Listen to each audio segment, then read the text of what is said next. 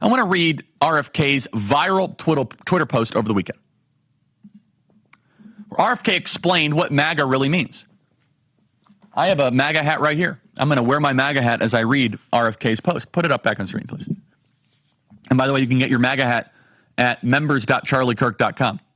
RFK writes, what MAGA really means. The phrase has troubled liberals who think it's a call to return to an America before civil rights, gay rights, and women's rights. Now, let me pause. It's obvious that he's a liberal writing this. I wouldn't have written it that way at all. That's okay. Welcome aboard, RFK. Our movement is ascendant. Politics is about multiplication and addition, not division and subtraction. I love that we have differences. I would have wrote that first sentence a lot differently. Okay.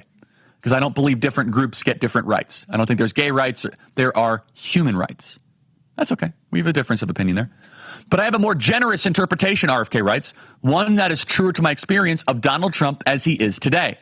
Make America Great Again recalls a nation brimming with vitality, with a can-do spirit, with hope and a belief in itself. It was an America that was beginning to confront its darker shadows, could acknowledge the injustice in its past and present, yet at the same time could celebrate its successes. It was a nation of broad prosperity, the world's most vibrant middle class, and an idealistic belief, though not consistently applied, in freedom, justice, and democracy. Now, we are a republic, but I'm going to let him just go, because I think he's cooking on this. It was a nation that led the world in innovation, productivity, and technology. And it was the healthiest country in the world. Now we are one of the sickest countries in the world. I've talked to many Trump supporters. I've talked with his inner circle. I've talked to the man himself. This is the America they want to restore. Amen. That's exactly what RFK believes in. That's what we believe in, is a restoration of a great country, a restoration of the greatest nation ever to exist in the history of the world. We want to be back to a country that doesn't leave $80 billion of military equipment for the Taliban. We want to go back to a country that does not allow 10 million people to walk across our southern border. We want to go back to a country where half our kids are not obese. We want to go back to a country where we are not depressed and suicidal and anxious and alcohol addicted and slaves of the pharmaceutical industrial complex. And look at this merger of forces. RFK loves America. He's not a stooge of the World Economic Forum or the World Health Organization or the New World Order. He's a nightmare for the Great Reset. We can stretch out MAGA to appeal to voters that might not like Trump. I can tell you right now, in Arizona, there are a lot of independent MAGA voters. Make America healthy again. Who think that it's crazy that we're giving kids high fructose corn syrup and processed foods at every single meal. RFK continues.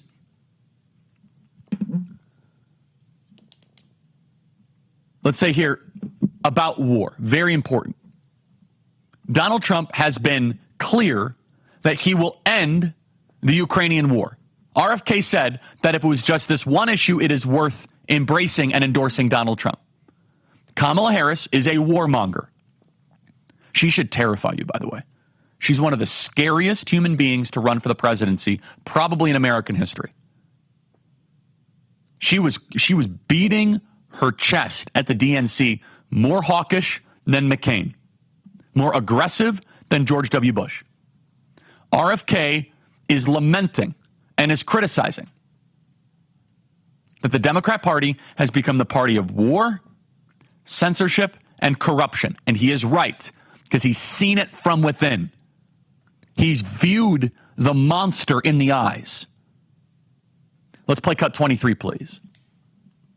Last summer, it looked like no candidate was willing to negotiate a quick end to the Ukraine war, to tackle chronic disease epidemic, to protect free speech, our constitutional freedoms, to clean corporate influence out of our government, or to defy the neocons and their agenda of endless military adventurism. But now one of the two candidates has adopted these issues as his own, to the point where he has asked to enlist me in his administration. I'm speaking, of course, of Donald Trump. To enlist him in his administration. you are seeing the Avengers Squad, the pro-American, patriotic, pro-liberty Avengers Squad come together. Elon Musk on government efficiency. Tulsi Gabbard against neoconservatism and war. RFK on public health. J.D. Vance on the inner workings of government and getting the legislative agenda all set. David Sachs on technology. We have an Avengers squad of change makers that are going to take back this government from the deep state bureaucrats that are currently squeezing it. From the unelected, unknown, unchecked, previously unchallengeable bureaucrats that are ruining this country. And this is why they now fear the Trump movement. And guess what? Now it's like, okay, if they take out Trump, you got 4 more.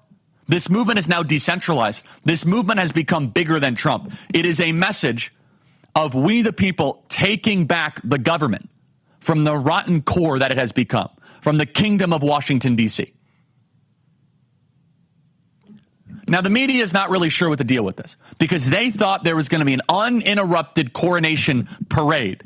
It was going to be uninterrupted. Wow, wasn't Tim Walz great? Wasn't Obama great? Wasn't the DNC? Boom. Friday at Turning Point, it all changed.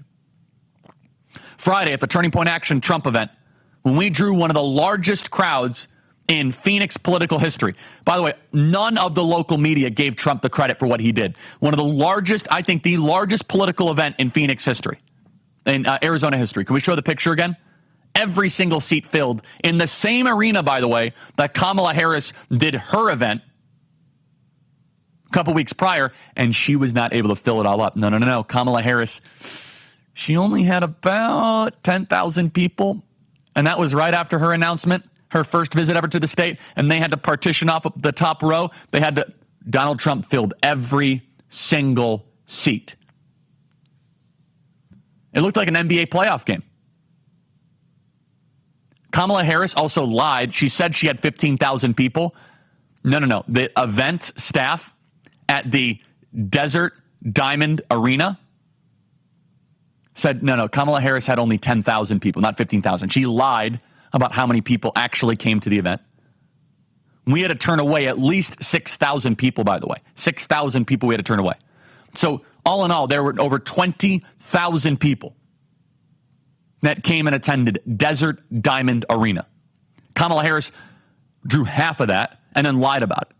Kamala Harris went to the media, we drew 15,000 people. The event came to us and said, no, we tally everyone that comes in. She drew 10,200. She's been lying to the media. Just another lie by Kamala Harris. The event venue themselves said, no, Kamala Harris didn't draw anything close to what she's saying publicly. But she lies and she gets away with it.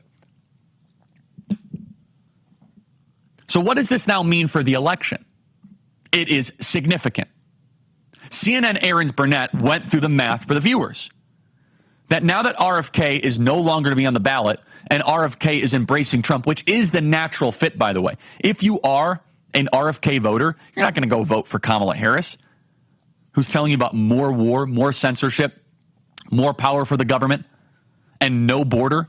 It's a more natural fit. It is an easier evolution. It's an easier transfer to go from RFK to Trump than RFK to Harris. And the Democrats know it. Play CNN, play cut 16. Today, RFK Jr. had suspended his campaign endorsing Trump. Kennedy telling reporters that Trump had asked him to, quote, enlist him in his administration. Now, the latest swing state polls show Kennedy with 5 or 6% of the vote.